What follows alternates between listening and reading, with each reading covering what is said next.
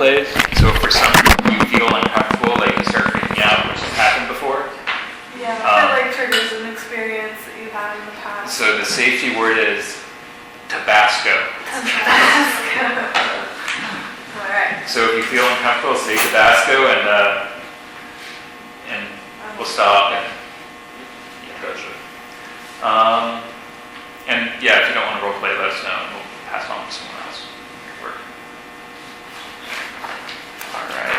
So getting to know you, even though I know you guys already, raise your hand if you've ever been to a protest of any kind. Yay. Raise your hand if you've ever been to a march. Raise your hand if you've ever been to a march without a permit. Raise your hand if you've ever used consensus process in a meeting, or at least tried to. Raise your hand if you've ever seen someone get arrested. Raise your hand if you've ever avoided arrest. Understood broadly? Yes. Yeah. Raise your hand if you've ever been arrested. Raise your hand if you've ever been arraigned. Okay, great breadth of experience here. So, maybe we could just go around real quick, and because there's so few of us, and say a little something about what you want to get out of this training. We can kind of tailor it to your needs.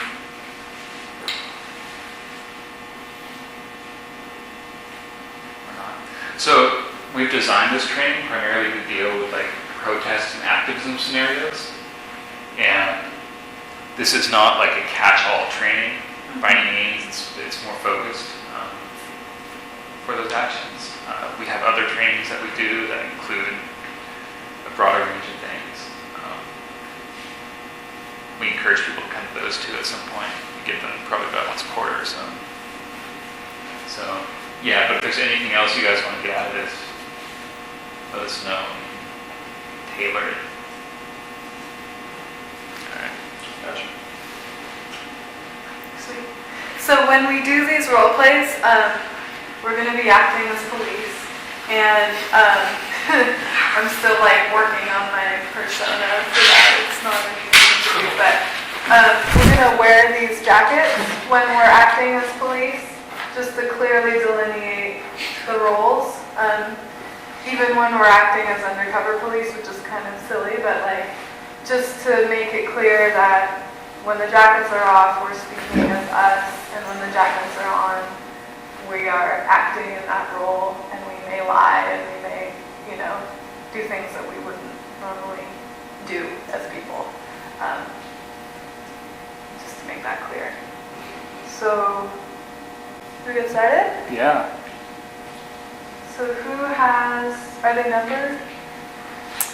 No names. They aren't numbered, but they have the names on them.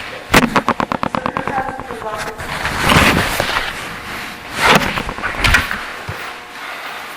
So you want us to do what it says on the card?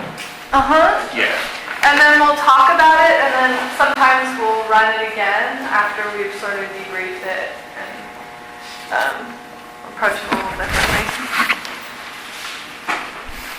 So do you understand Yeah. what's going on? Do you want to introduce it? So I'm sorry for recommending again. Paul is walking around during an anti-war protest, and he runs into me, which is You? me, Yeah. who's actually an agent provocateur, and there's another cop hiding around the corner.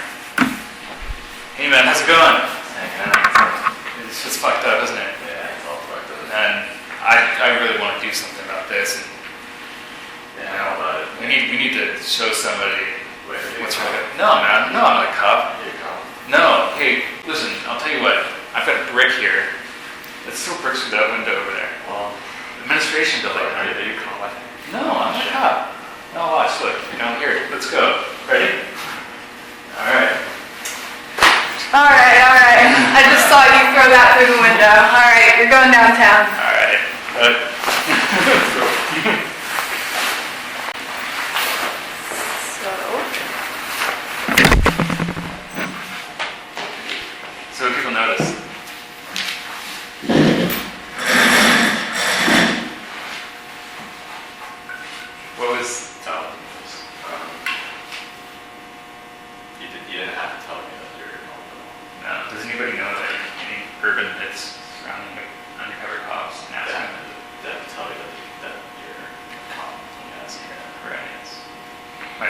is that if you ask a cop, undercover cop 3 times, if they're an undercover cop on a 3rd time, they'll tell you. So yeah, so cops are allowed to lie about being cops, or else they wouldn't be effective being undercover. And for that same reason, cops are allowed to break the law. So, even though somebody is breaking the law, it doesn't mean that they're not a cop. A good example of that is like drugs, for example. Undercover cops who are like narcotics officers actually get hazardous duty paid for doing drugs as narcotics, undercover narcotics cops. So they're allowed to participate in any activity, illegal or legal, in order to try to catch you. A lot of people think that it's entrapment, but it's not entrapment. Entrapment is actually something that's legally very hard to prove. Essentially, they have to prove that it's against your moral fiber, that you would never do something, and that you're coerced and threatened into participating in action. And so the chances of proving entrapment are almost zero. It almost never gets proved. Within the political realm and activist realm, infiltrators are kind of the equivalent of like narcs. And like if people ask, is somebody a cop, or like, have you ever heard in a meeting like, will all cops leave the room, or will all cops in media please stand up? That gives people a false sense of security, and if you ever hear that, stop it and let people know that that doesn't prove anything. And it's not just cops that you have to look out for sometimes. I mean, sometimes there's people who are like on their 3rd strike. California, 3 strikes long, 3rd strike, you get prison for life. Somebody on their 3rd strike or who's already in trouble might be coerced into working with the police against their will, and so they might be holding on to. This isn't made to like make you uber paranoid, but just be aware that these things are out there and going on. Make sure you know who you're working with, the group you're working with. And make sure you build that trust relationship. Is there any questions? Has that happened here?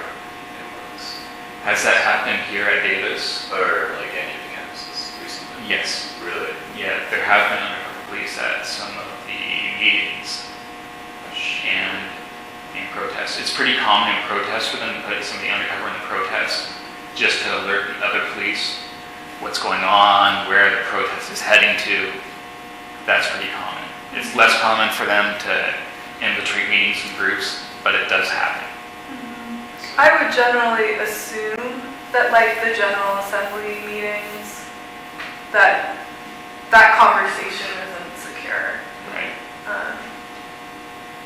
Even if you've like seen everybody before and stuff, like it's not necessarily safe at that point. Not to make you paranoid, but like, just to be conscious of like